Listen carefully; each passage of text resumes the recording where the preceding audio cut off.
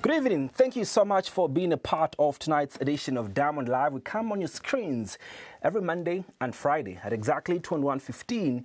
We break down the day's biggest news stories.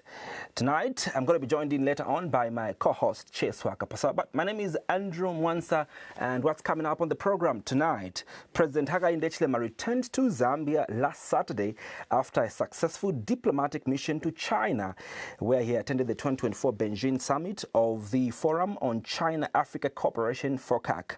During his visit, the president participated in a series of high-level meetings focused on addressing Zambia's energy challenges, increasing investment and strengthening bilateral ties with China.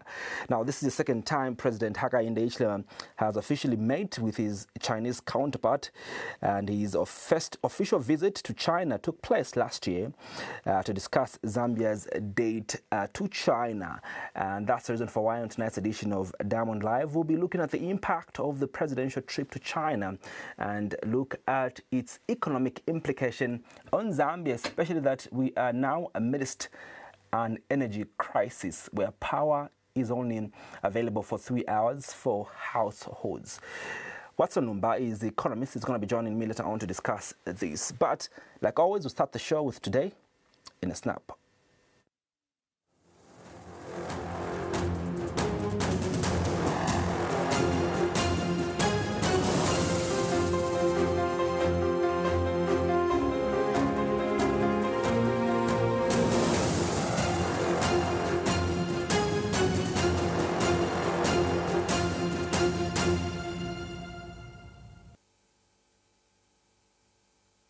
Well, guess what? Tomorrow is a big night for Zambia as Diamond TV yet again brings you the public discussion forums.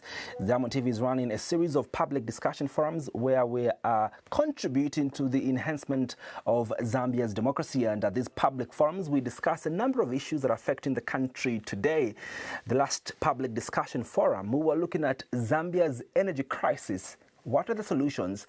And we did extend invitations to the main political parties in our country. That was the Patriotic Front, the UPND, the Socialist Party, the Citizens First political party, among the many other political parties that we invited, which attended, and it was a success. Now, this month, we focus on a different topic and different discussion that borders on Zambia's democracy, and which is quite sensitive as well. We're looking at the presidential term limits. And the question we're trying to find out now, or tomorrow, that we're going to be finding out, and through discussions with various stakeholders, is should the president be given enough time? Should the presidential term limit be increased? Should the presidential cycle be increased, for example, from 2 terms to 3 terms? Or 4 terms, or perhaps should we increase the tenure of office of the president from the current 5 years to perhaps 7? The discussion then was around 7, and that's the reason for why we'll be featuring different experts to discuss this in order for us to enhance our democracy. And the beauty about this public discussion forums is that they're open to the members of the public.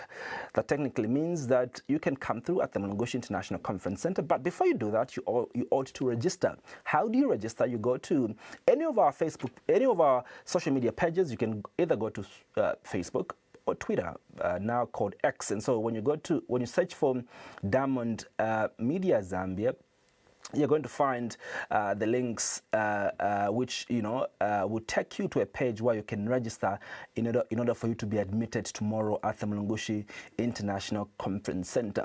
But let's get to hear more about the public discussion forum in this advert. Public debate on presidential term limits. Does a Zambian Republican president need more time? On this panel will be the Mporokose Member of Parliament, Brian Mundubile, Kalomo Central Member of Parliament, Harry Kamboni, legal practitioner, Ngosa Siamachela, governance and elections expert, Stanley Muhango, and Alliance for Community Action Executive Director, Laura Miti. This public debate will take place on the 10th of September 2024 from the Mulungushi International Conference Center at 18 hours. To register your attendance and participation in this month's public debate, look out for the link to the registration form on our social media platforms. This public debate will be live on Diamond Media. Well, if I were you, I would quickly go to the Diamond TV Facebook page and quickly register for me to be able to be in attendance of the public discussion forum. Our presenter for this discussion, will be Dengindaba Jona Buyoya, who is the 2022 Komla Duma Award winner, and so you ought to look out for this particular debate, which also will be streamed on Diamond TV Zambia. After these short messages, Watson Lumba gets to join me as we discuss the implication and the economic implication of the president's trip to China.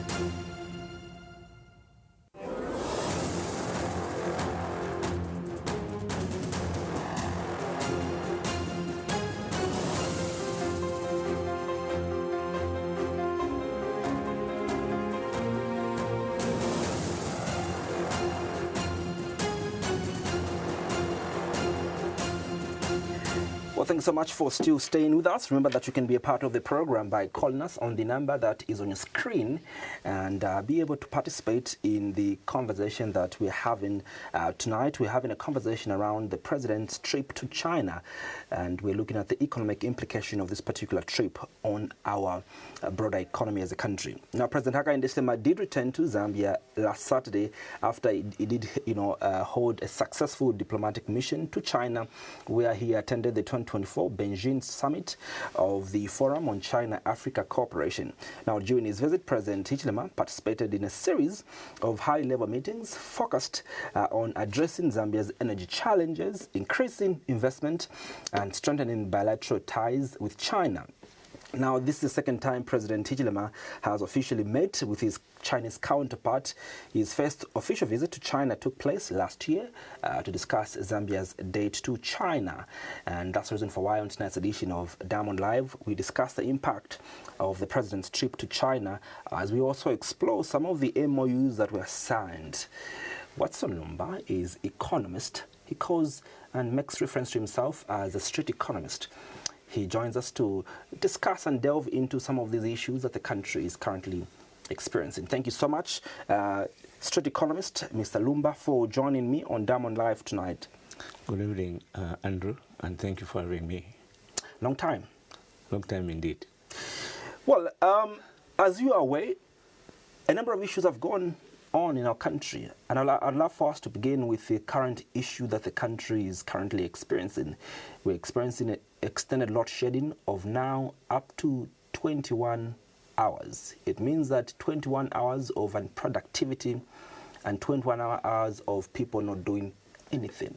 I'd like to begin off with you painting a picture of the broader impact that this has on our economy.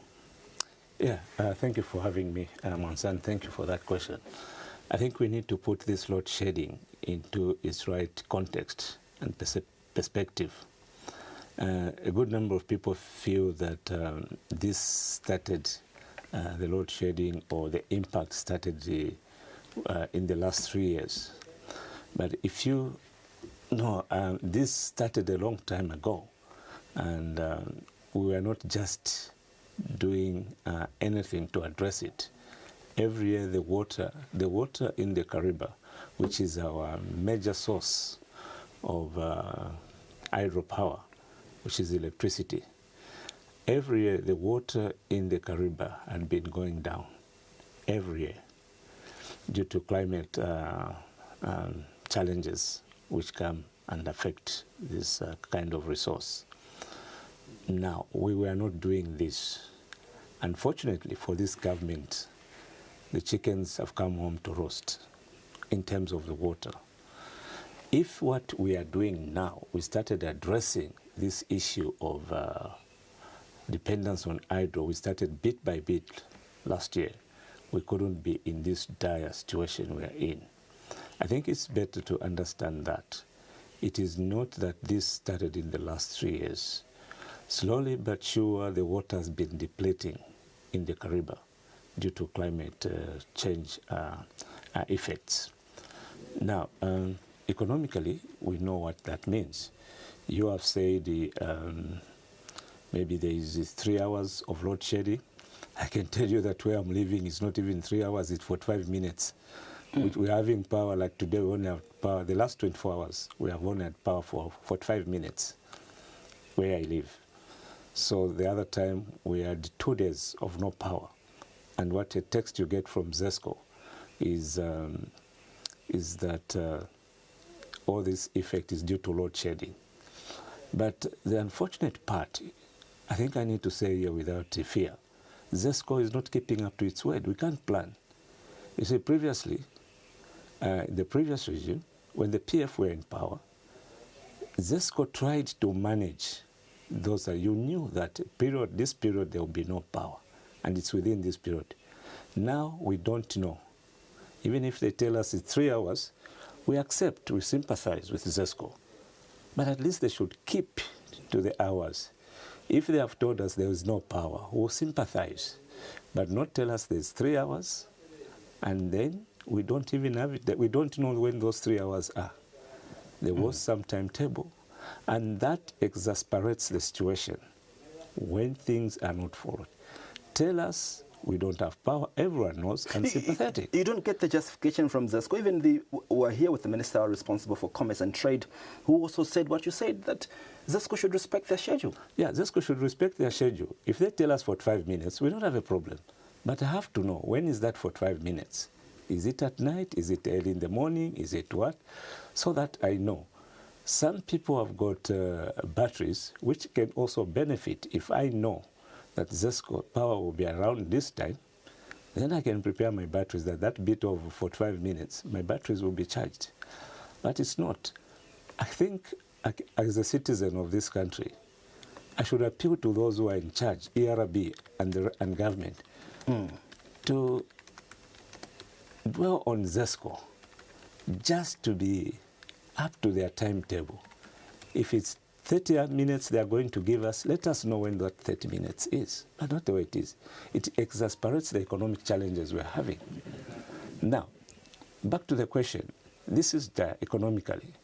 And the GDP, gross domestic product, is a measure of the production of goods and services in the economy. Teachers, they contribute to the GDP. You are contributing to the GDP. I'm contributing to anyone who's doing some activity is contributing. Barbershop, welders, salons, the ladies, when they're in their salon doing they are contributing to the GDP. That's the GDP, the mines. From a small person selling by the roadside, whatever they are selling, to those who are in the big mines, which we talk about, everyone doing some activity, either of a service or of a good, they are contributing to the GDP. So obviously now it follows that now, because we have no load, with this load shedding, which is so excessive, the GDP is affected because barbershops will not operate. Those who don't have gensets, those who are doing salons, those who are welding, they don't have access to power. So obviously it has an impact on the GDP, which is the measure of economic growth. So whatever projection the Ministry of Finance made to say our economy will grow by this level is obviously will not happen. And that's not rocket science for anyone to know that they shouldn't tell us that we'll still manage with the GDP. Then the calculation is wrong. I want to show you something, Mr. Lumba. We carried a story on just how impactful this load shedding, has been, especially on SMEs. And this is a story of, those that are in the bakery industry and how they are greatly being affected. Director, if we could play the video.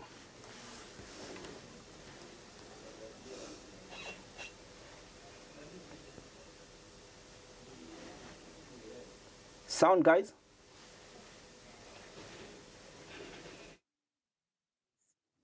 Five have already been sent home.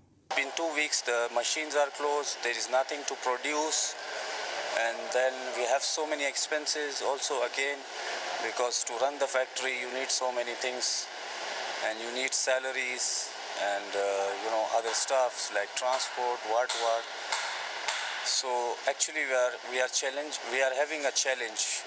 We are facing a very, very big challenge this time, and we have never faced this before. Giving them some time, some of them, only few of them, let's say I guess 4 or 5 of them, we have given them some time to stay at home, and we have paid them also the last month's salary, and we have told them to stay at home until we call you back, the ZESCO comes back.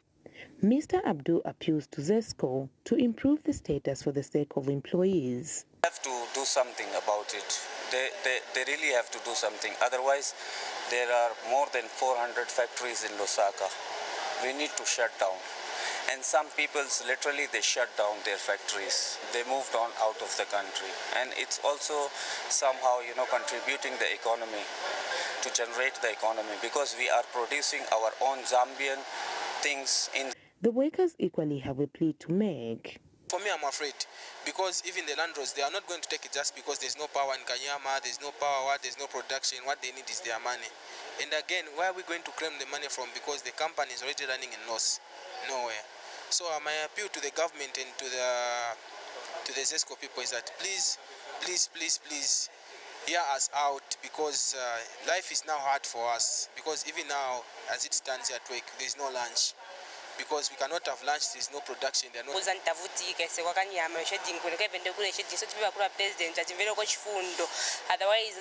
appealing to the president to quickly look into this matter. Maya katimika ndama zidambo sio sakutize zosebenzera kulipe kwa zidambo to sandama kulikonse wana kupetsenza ko ndipetipeza ndara kusema bosses wazatupisha nchito and whereby kubekwe tingaende cause munchito mameno mdemo tista depend kusonga ma families. This is our only means of survival. So ngati We are malaita asking that petiza things kuenda improve. tusizangala buru manje cause ndi azangala mungani matenda chewaba kubekwe tingatamangira. The closure of this business puts a lot of things at stake, including the 3 ovens which cost 800,000 kwacha each, 700 bags of flour in the storeroom and 15 boxes of yeast, which has already started going bad, costing 500 kwacha each box. Victoria Kayeye Yambani, Diamond News. Mr. Lumba, this is a sad story. This is among the many businesses that are greatly being affected by this load shedding. We seem not to be having, any proper tangible solutions in the short term. But I want you to react to, the story of one of these factories, and these are, this is one of the bakeries within Lusaka that, obviously, are producing bread among the other things that they're producing. I want you to react to this story. I think, Andrew, one of the things is what I alluded to. If that factory, bakery, was told the correct timetable, the gentleman we have seen there, whether it's the manager or the proprietor of that industry, he can tell his workers, please come at this time. That's when we are going to have power. That will make a difference. But with ZESCO's haphazard way of doing things, I'm sorry to put it that way, I hope ZESCO will spare me. Anyway, I'm not even getting much of their power.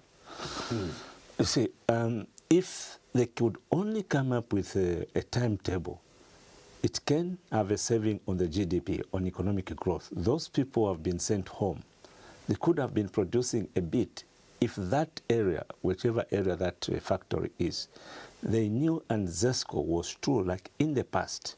They could miss their timetable by minutes, but at least within that period, ZESCO will have. We used to have that.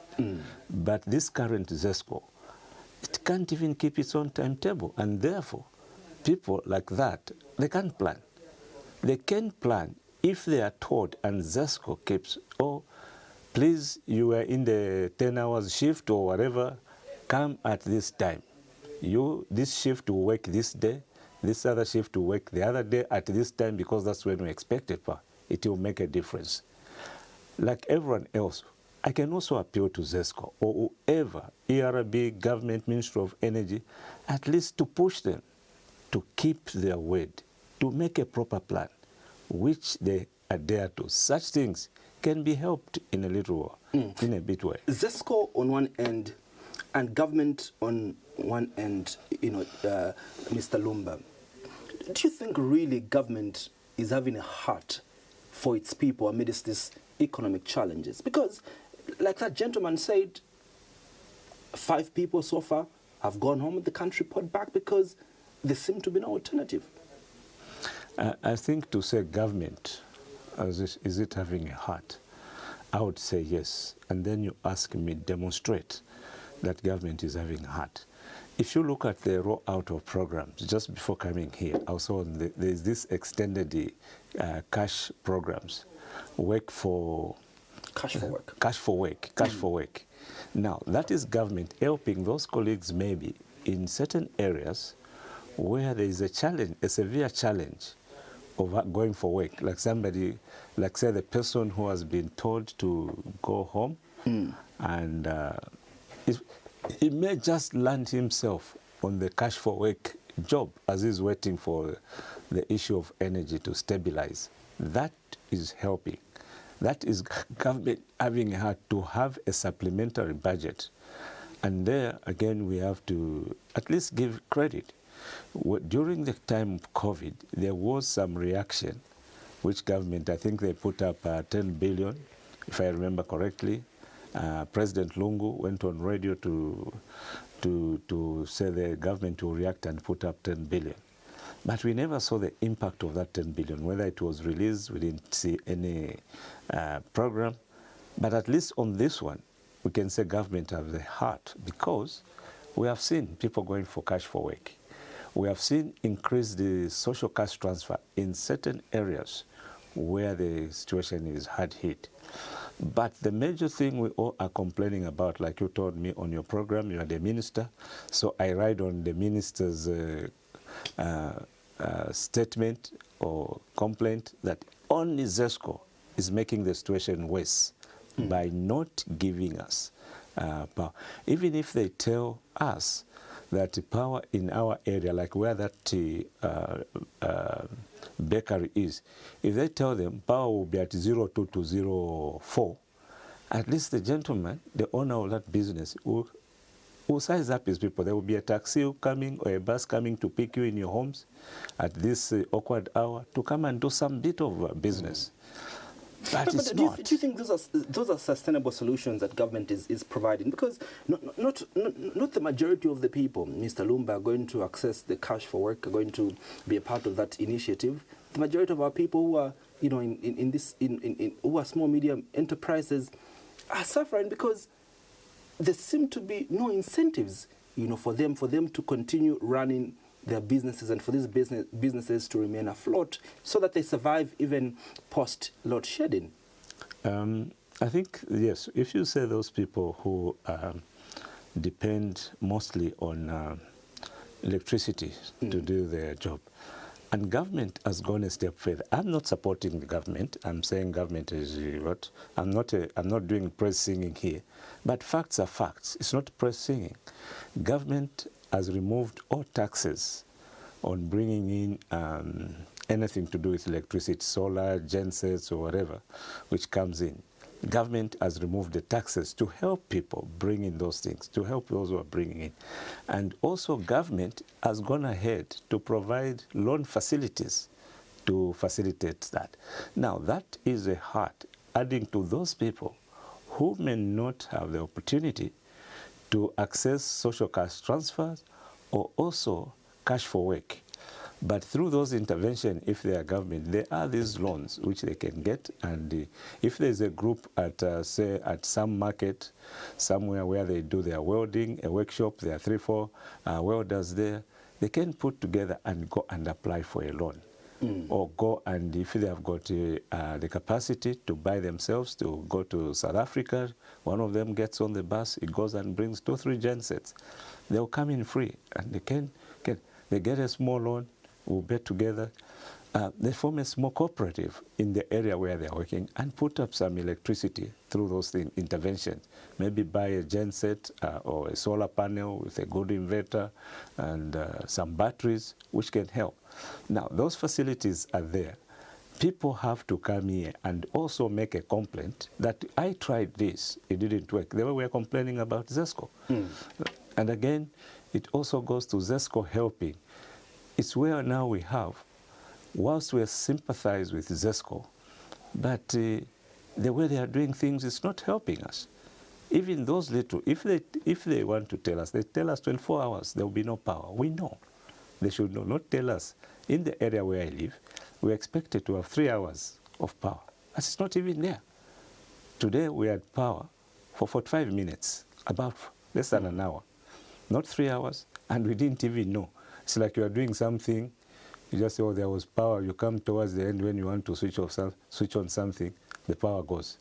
Those who I was in Northwestern Province just 2 weeks ago, and I had an opportunity to visit Kansanshi copper mine, but also I did visit the Nico Enterprise mine, and I was speaking to managers. They told me that they are importing very expensive power, and this has made their production costs to be very high, Mr. Lumba. Government through President Hichilema in 2022 did make a pronouncement that many have questioned also, that we ought to produce at least 3 million tons of copper annually in the next 10 years. With this current power challenges that we are currently experiencing, do you think this ambitious goal that we have as a country is viable? Well, look, definitely we have to agree that the power challenge will have an impact. We are not debating that. Everyone agrees, both who are for the government and those who are against. You were very excited when the mines came. You were very excited when the resumption of KCM, Mopani, now Shaft 28. You were very excited, but with this current power challenges... I'm still excited. I mean, it's on this platform where I expressed my excitement.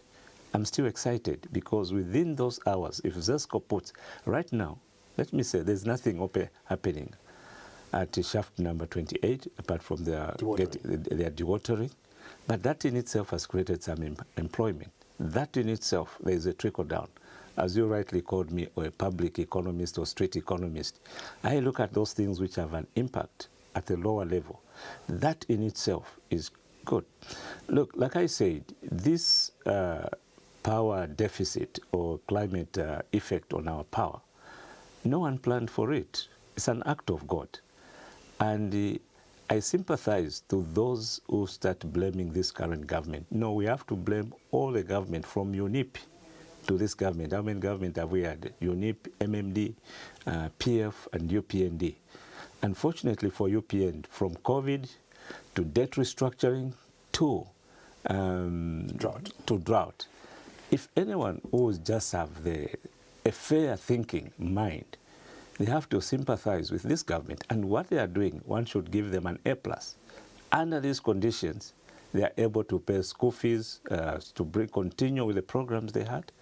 They didn't say, okay, now we are going to withdraw this program. They have paid, FRA has paid those who are owed money. Pensions are being paid. Social cash transfer, to the contrary, it has even been increased. Children will continue sitting on the desks. Desks are being produced under these difficult circumstances. And this is not their making. This is an inherited. There are things which they inherited, which we cannot argue with them. No one brought COVID. COVID started when the PF were there. It was not their problem. It is an act of God. And this government continued that. Debt restructuring, that huge mountain of debt, it's a human making. Now we have this code. In every activity, there is what we call divine responsibility and human responsibility. There is an act of God, but there is also what we're supposed to do. In every action, there has to be a human responsibility. We can't just say, oh, us, we have got this situation, and therefore you cry and mourn about it. There is a human responsibility. What are you doing about the situation? The problem we have as a people, maybe I can talk of the country I live in, which is mine. In Zambia, we complain so much and shift blame. I don't do that. I say, I'm responsible. I need to make it here. I try not to push responsibility or I ask myself, what am I doing? I'm related to a business where I'm using my own resources to buy solar panels so that as a business with colleagues, I buy solar panels, we do this. We're trying to create activity and not just think and cry. It has become expensive. The genset, the business I'm talking about, we are now using a generator because it is in the service industry, servicing people. And we need power if those people have to go home satisfied. When, I remember, from after President Hichilema won the 2021 general elections, you saw the call by many stakeholders for him to get on that plane, get on that Challenger to go to China.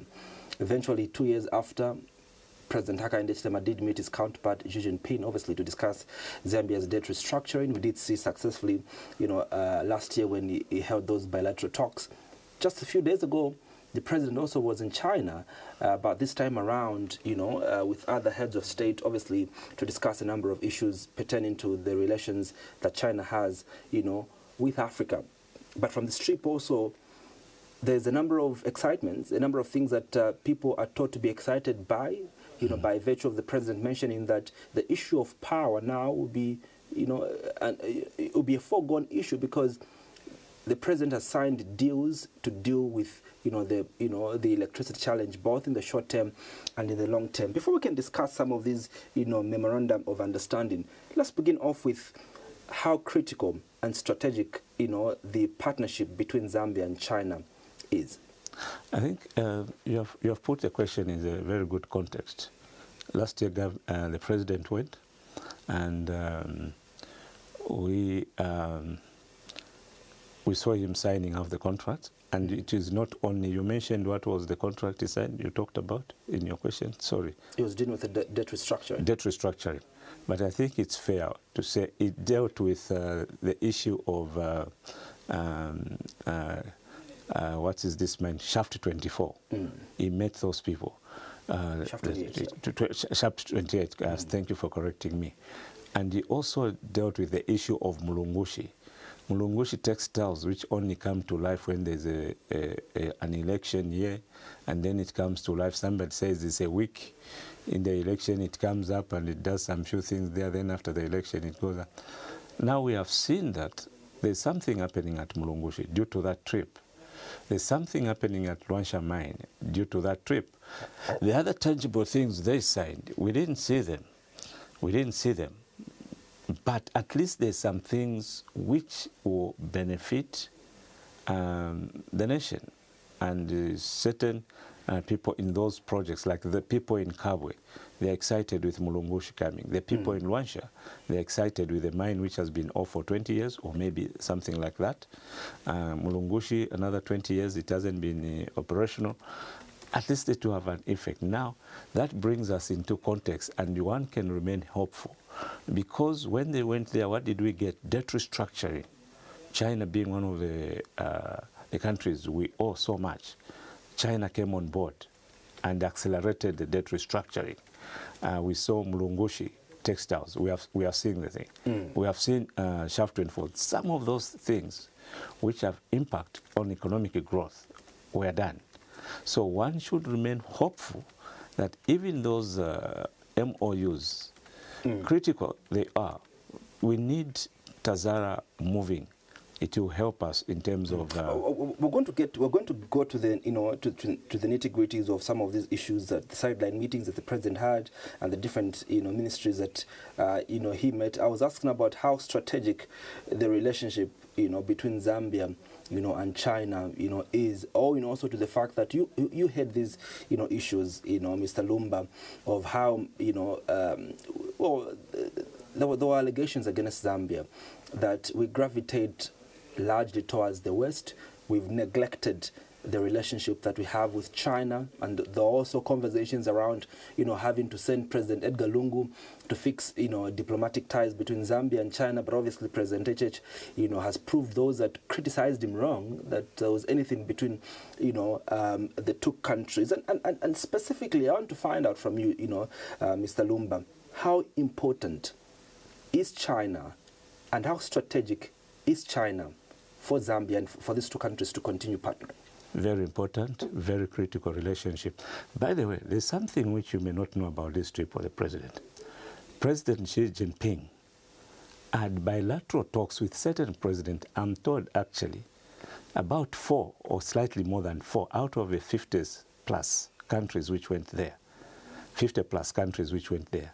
And President Xi Jinping, he didn't have much time for all those, but he selected a few countries. And one of those was Zambia. Now, that gives a critical, even the way China views Zambia's relation to it. By the way, some of those things you hear about this government, I think we listen too much to politicians. And the problem in this country is, even if it's a good thing, which has been done by the party you don't support, it's wrong. And let me also correct you, there was no issue of President Edgar Lungu saying going to go and try to harmonize the relationship between Zambia and China. I think that was between Zambia and Zimbabwe, if I heard President. Even China. No, but look, there was no need for that. It's just politicking. You know, the president of China, just like the US president, these are big powers in the world. They can't just say you come into power today and you pack your bags and say, I'm going to China, I'm going to the US.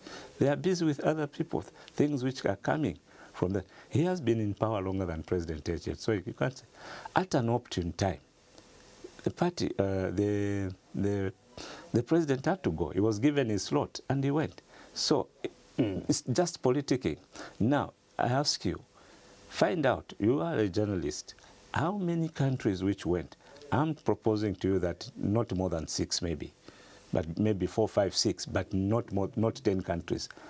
In this trip, where 50 plus countries, head of states or heads of government went to China, how many of those are the slot to have a one-to-one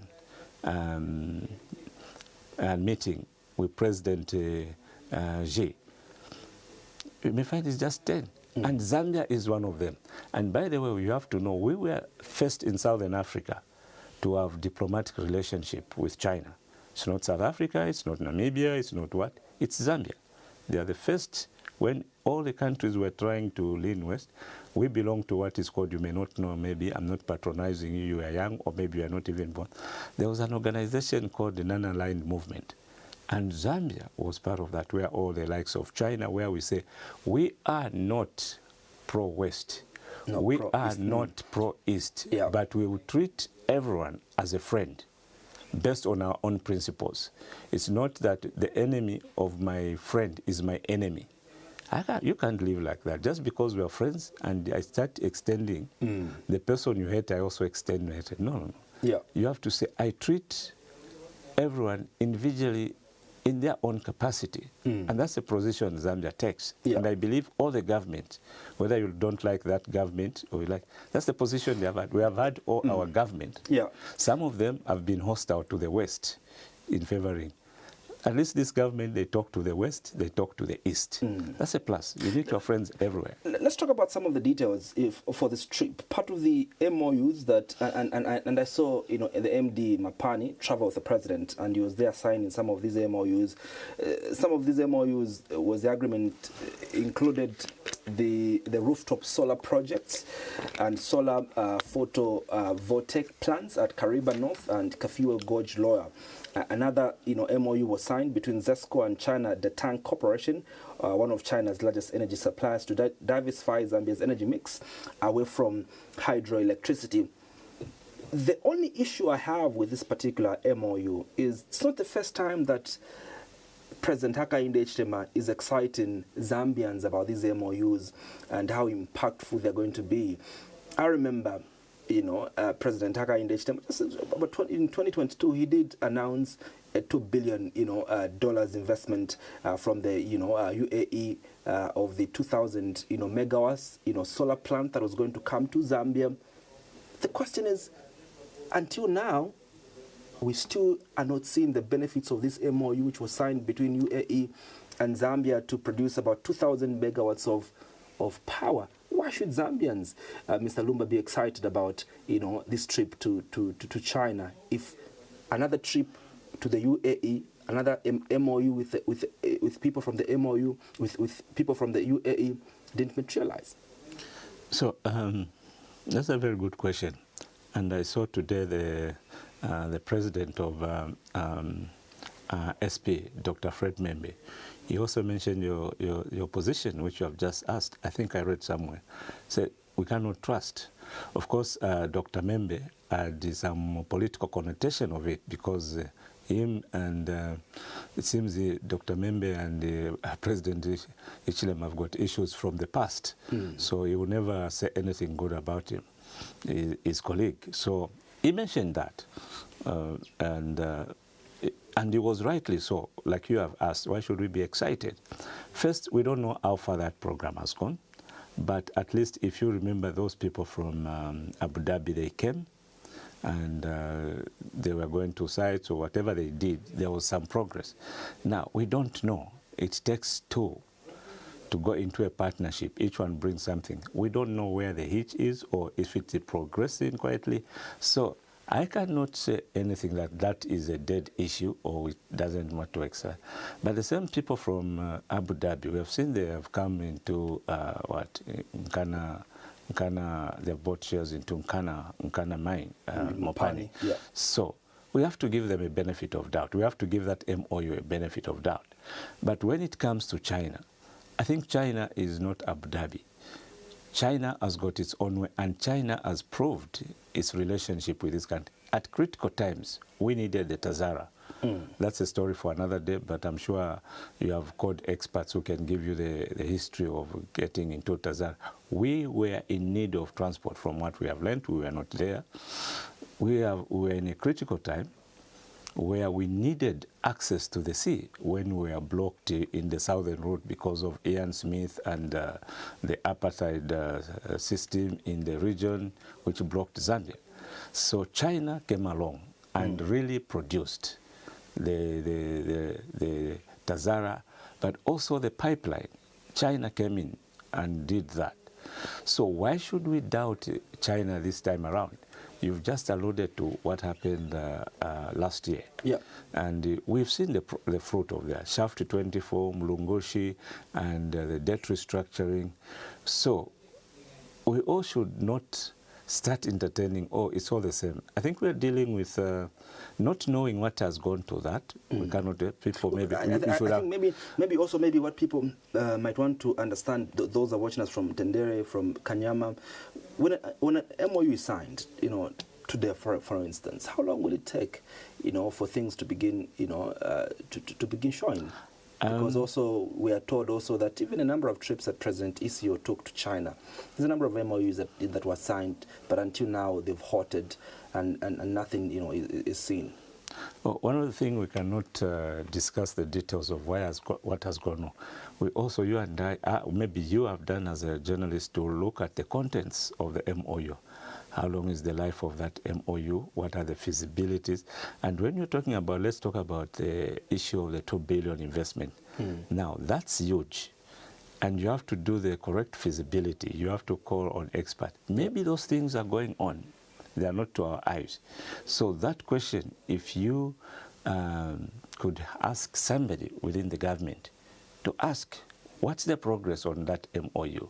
Those people are close. We can speculate, and I wouldn't want to say, but I can give it a benefit of doubt that whether it's dead, but I don't know. I don't know. But we come back to what we are dealing with now. And you see, we should be having faith in that. Is it us who were wrong or our partners? We cannot sit and say, oh, because we don't have money. We have to try everything. And that's a challenge we also have in this country. There are two problems we have when it comes to investment in this country. If I do one thing and it doesn't work, I stop. And maybe I see you doing something, I start copying what you are doing, and I don't understand. And the other problem we have when it comes to investment in this country, I want to plant a maize seed today and tomorrow have a green crop and eat it. This takes time. There's a gestation period of every activity. I'm a peasant farmer. It took me time to do what I'm doing, to just come and see that this is a structure I'm doing in my kind of farming I'm doing. It takes time.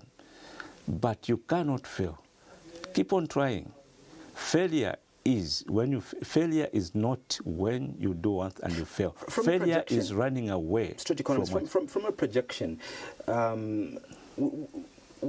we are told on a daily basis of these number of investments that government is doing, you know, especially into resolving the energy mix at Mamba collieries, you know, different megawatts, you know, solar plants that government is planning and all those things. From your projections, how long will it take, you know, for the majority of our people to begin to see fruits out of these, you know, projects that we've undertaken as a country? I think it's also a good question you have asked. You see, that's the thing I'm talking about. We want things to be done today. We want things, if I say, I'm going to cook you in Shima, and within 5 minutes you want that in Shima. You know that there's a period when the water has to boil, then there's a mixture, and then it has to start boiling, and you have to, all those, there's a process. But you also need to prepare me some foodstuffs as I'm waiting for the Nshima. And this is what the government is doing, some intervention. We just talked about cash for work.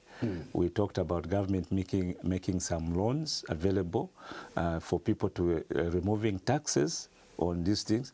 Those are things that whilst you are waiting for this, it's not a solution. These are maybe some starters as you are waiting for the real Nshima to come.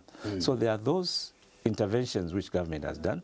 Of course, if you are from the other side of the political divide, but if you stay away, you are just a genuine citizen of the country, and you can see these things, and that's why I can call myself street economist, because I'm talking about things which we can associate with. This is at the level we say, what has government done? I've answered that question. What more do you want government to do? And we are a poor country, by the way. Yeah. We're a poor country. But within that context, Monsa, there is this, what is government. Let's talk about Mamba collieries. They have given us a timetable. They say maybe it will take how many months? Is it 18 months? Yeah. The thing, they have given us 18 months. Because first they have to start looking for money. And here I can give credit to NAPSA. Because you see, NAPSA's got a lot of money. When NAPSA does things, you read people start saying, oh, NAPSA is wasting members' money. But those are things which a pension should be investing in, because power brings money. And so that's a good investment. I was on ZNBC at some point when when this dual carriageway, Lusaka and Ndola, and people were complaining that, oh, NAPSA has put in money. But those are proper investment. People are excited if NAPSA puts money into a shopping mall, into housing. There is levy more. Go out, levy more. It's quite. How much is NAPSA getting? NAPSA puts money into the hotel in Livingstone. How long will they pay back? What is the investment there?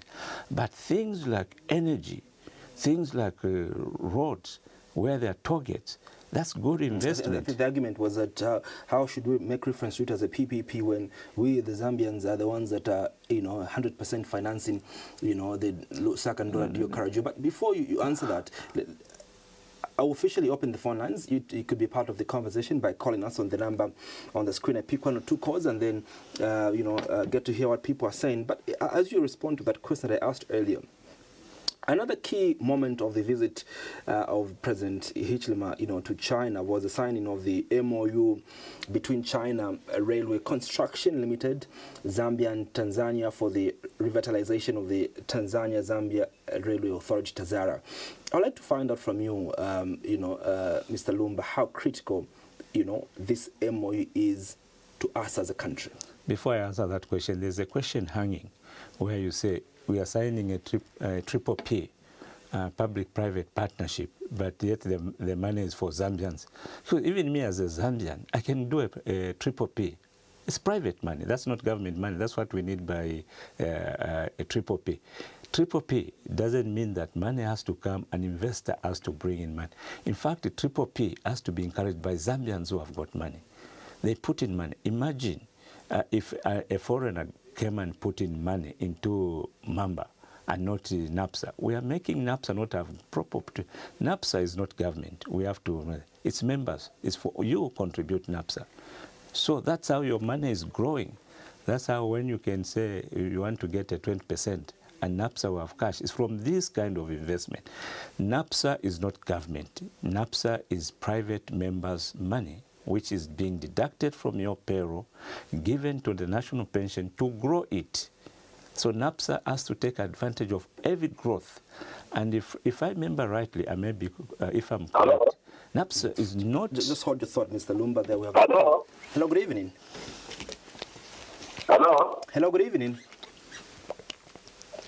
Yes, Hello? Yes, we can hear you. Go ahead. Hello? Yes, we can. Go ahead with your question. Go ahead. Yes. Mr. Mas, good evening. Evening to you, sir. When you talk about the intervention this government has done in relation to the drought situation, there is also an aspect of 400 kwacha that is paid to all the families that have been affected by this drought. That must, and I know you as a journalist, you should know that this money is being paid to citizens of this country. That is one of the interventions. On top of the cash for work that this government has made as an intervention. So these are issues that must be applauded. And the other thing, there's also a 200, there's also a solar plant that is being worked on in the province. You as a journalist, you must know all this. And that company is coming from the same country you are talking about. So these are issues that you as a journalist, you must interrogate. Ask these politicians to provide a details on the statement. So there is a lot of investment that has come in this country as a result of the visits that the president had to in these other countries. You as a journalist must know all these things. We ask you journalists to give us the need that we want. Interrogate these issues. Follow up with the ministries. There was this issue. What have you done? There was this investment plan. What have you done? Don't go to the social media and read messages of politicians. We ask you to do this at Damas. There's a lot happening. Here in Lufanyama, we are talking about 5 clinics that have been built by this government. You are not following all those issues. But your interest is to hear what a politician has said. There's a lot that is happening in this country. I thank you. All right, thank you so much for coming through, calling us all the way from the COP about, and just highlighting some of the things that government has done. Let's talk about the Tazara, which is one of the highlights that is coming out of this trip that the president took to China. How critical, is this? I think that's very important. It's very critical. You see, transportation. I tell you, by appearing on your program now, people know I'm the chair for Indeni. So, and during the show ground, Indeni, we had some discussion with the Tazara. They met us if they can help in bringing in diesel via the wagons. So you see now, if Tazara is repaired and it's all, it will help also in other intervention of transportation. We are a land-linked country, so we see we have got access to the port through Tazara. So that is very good. It will help economically. And some of these interventions, the president or the government goes with his people and they go and sign some of these memorandums. These are some of the things which we should applaud and look forward for them being implemented. So this Tazara thing is excellent. Tazara has been around and now it is, that infrastructure was not well maintained.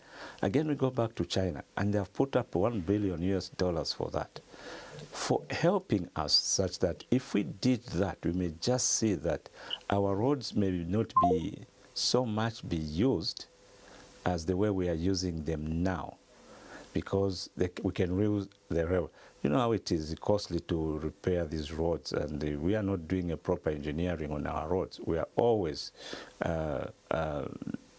maintaining or redoing these roads. But if we have a rail, then we're going to have, like, the roads may last particularly with the kind of workmanship we have on our roads. I always refer to the to the Ndola Kitwe Road, which is, I think, within 1 year, you have challenges. Now, if we have alternative like the rail, to help those trucks which may want to go to Tanzania from Kitwe, they may not have to travel that much. From Kitwe, Ndola, they're in Kapiri, and they put it on the Tazara. Very important. So those, all the MOUs which I've read about, they are very critical to what, it's not just in everything. Signing that maybe we want security cameras on the road, those are not critical now. Yeah. They are not critical. Yes, they are important in their own, but now we want things which are addressing things to do with the economy, things to do with food, things to do with fuel, things to do with the electricity. Those are the things we apply ourselves. And again, you see, like the gentleman who has called, the problem is we listen so much to the politician. Now, we need to know the rules of politician, the way I've seen them. Because even a good thing done by my opposite person, it's wrong. Even if I buy them a bag of mealie meal, because I'm in opposition, it's wrong. Why did you buy me a bag of mealie meal? Why did you buy me roller? In the first place, you say, I eat roller because I'm diabetic. I go and buy you roller, you say, no, because I'm a politician, and I'm from this party, and you're from this party. It's wrong that you bought me. That's how politicians behave. They will not applaud. Sometimes, it's better to keep quiet. Don't criticize even the good thing. And that's what we have to learn as a people. There are things which we say they are sacred. We will not debate over it. Just keep quiet. President Hichilema's visit also included a meeting with Liu Jiahong, the Chinese Minister of International Department, where they discussed China's 10-point partnership plan with Africa and China's continued support for Zambia's infrastructure development. And we've seen a number of infrastructure that China, has put up in Zambia. The Confucius Institute at Unza, hospitals, and schools that China has built. Mulungushi Textiles. Mulungushi Textiles. Not Mulungushi Textiles. Mulungushi Conference Center. That's what I meant. And this, huge, projects that, and some of the roads actually also, that the Chinese people have come to, to support Zambia on. But my question is this: even as you respond to how important this is, should the Zambians be worried of how, interested China is, especially with Zambia? Should we be worried? Let me be blunt. Should we be worried with our minerals that that China is donating all these monies to us, is building all this infrastructure to us? Should we be worried? First, this signing of MOU which has been done, we are not told that China will do this, we pay back this. But what's in it for China then? Yeah. First, we have to ask, what things have China done? China did the Tazara. What was in it? And by the way, before the Tazara was started, you know that we went to, in the days, the history of land, we went to the British, who were colonial masters, to ask them to help us access Dar es Salaam. The British said, you talk to Ian Smith so that you can have access to the port in Dar. And they knew that our government and Ian Smith, they are in a proxy war, and they are sending us to that. And they knew we couldn't do.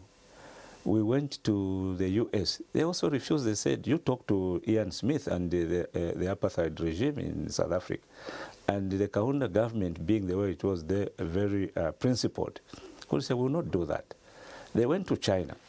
China said, we don't have money, but we have human capital. We don't have financial capital, but we have human capital. We will send so many thousands of Chinese from Zambia to go to Zambia, so many Chinese to go to Tanzania. They start building that. And it has been there. We have seen China's work. So why should we be concerned so much? And at this critical time, China comes along. And China has put, if I read correctly, they put about 360 billion US dollars for those in the 10-point plan, which they are going to put on the disposal for Africa. Which country is doing that?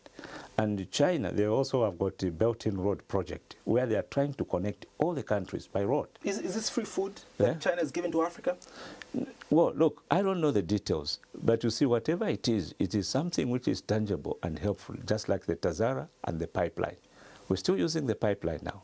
I'm from Indeni. We're still using the pipeline. So these are Chinese projects. Tazara is a Chinese project. Mulungushi Textiles is a Chinese project.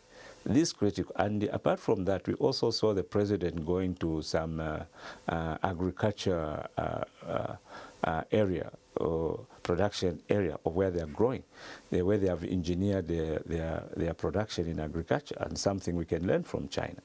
Now, look, China is putting its disposal. The thing we are supposed to be doing, China was a developing country, very poor country. What should we learn from them? But we want to picky things to just destroy the whole thing. We need to remain pragmatic. We need to be focused. What do we want? This time, we are drowning with energy issues. China extends a hand. And I say, because you have got this, I'm not going to take this. I would rather draw. No, we can't do that. We want things free. The problem in this country, no, let's face it, that's our investment. The government is not doing for me. Really? The government is supposed to provide an environment. And that's why for some of us, we are happy with the environment we're enjoying. I ran a small accounting firm. And during the previous government, I had no client because I didn't subscribe to what was going on. And I supported the UPND because I wanted an environment, whether I'm PF, SP, whether I'm a socialist, NDC, all this, I can freely do my business. That's what we want as business people. As an economist, that's what I want. Question again, should we Zambians be worried that we're being donated all these monies, all these projects? We should be worried that we don't do it ourselves. We don't work hard. Now that someone is doing it for us, should we be worried that one day is going to ask for something? Well, if there is that it's a loan, it should be a soft loan. If it's a loan, I don't know. I can't say it's a grant or what, but whatever. Why should we be worried? First we have to swim, then we talk when I'm on the other side. If I'm drowning and you throw a rope to pull me, and I say, why is this guy doing this to me?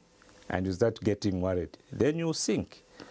So what I need to do is grab that rope, this guy pulls me, when I'm on the other side, then I say, let's talk. But for now, I'm not worried. I want to come out of this. If somebody comes to my house and say they are going to put up a genset which will power me like I've got Zesco, they haven't told me, I'll get it. If there are conditions which are tight, I said, oh, but we didn't agree. But I'm drowning. And this is an all-weather. You see, you also have to look at who is this doing it to me. Yeah. But we have proved China is an all-weather friend. So why should I be worried? If you and I are friends and you are helping me along the way, and then I'm drowning again and you extend a hand, I'll look at the past history, how you have dealt with me. And then at that point, I'll grab what you're extending to me. Or if you did me so much harm, I say, no. This is poison he's sending to me. I will not get it. But when I look at the past with China, and just in the recent past, there's Shaft 28, there's Mulungushi Textiles, there's debt restructuring, which all have come. Surely I shouldn't doubt them and start saying, I'm not going to say.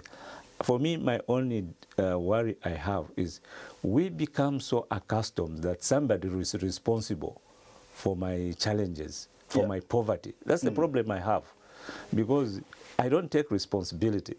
My daughter hasn't gone to school, and I start blaming other people. No, that's not how life is. I'm responsible. I have to do something, and that's my worry. What is your projected economic outcome, outlook for Zambia in the next 1 to 2 years? We've seen a number of investments. First Quantum Minerals, 1.2 billion investment, in the Kansanshi S3 project.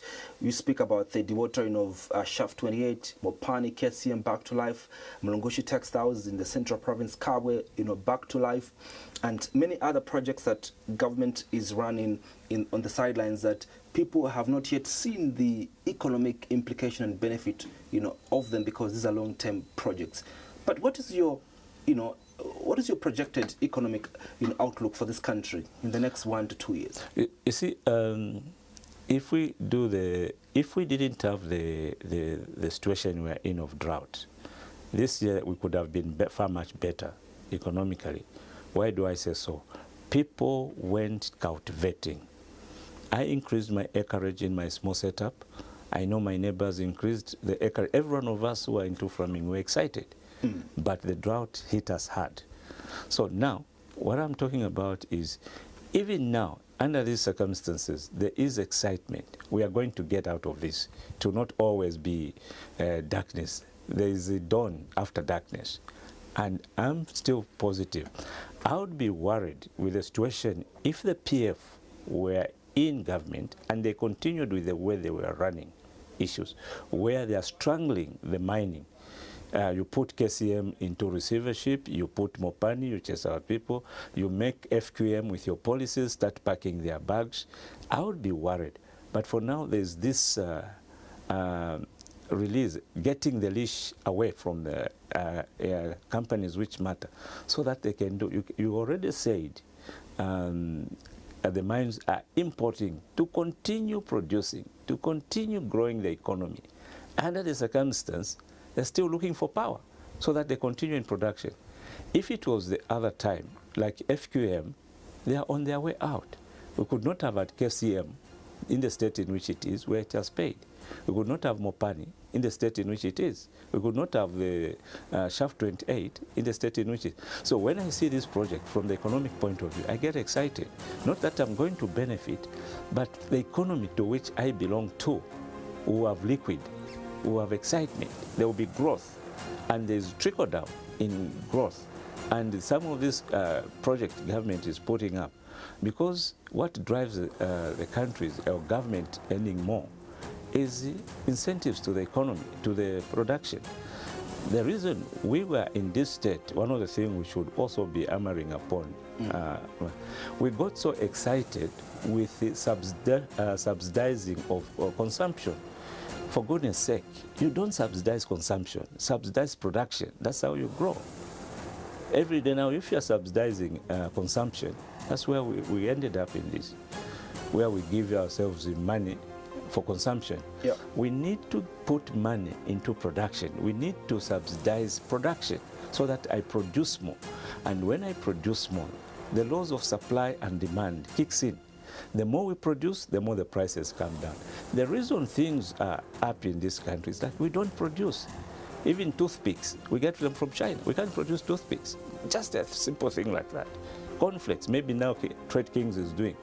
We don't make chocolate. Kids want to eat chocolates. But if we can produce, the medicine to economic growth is production. There's no other way. It's not consumption. It's production. And production takes long for us to do. It's not being in a hurry.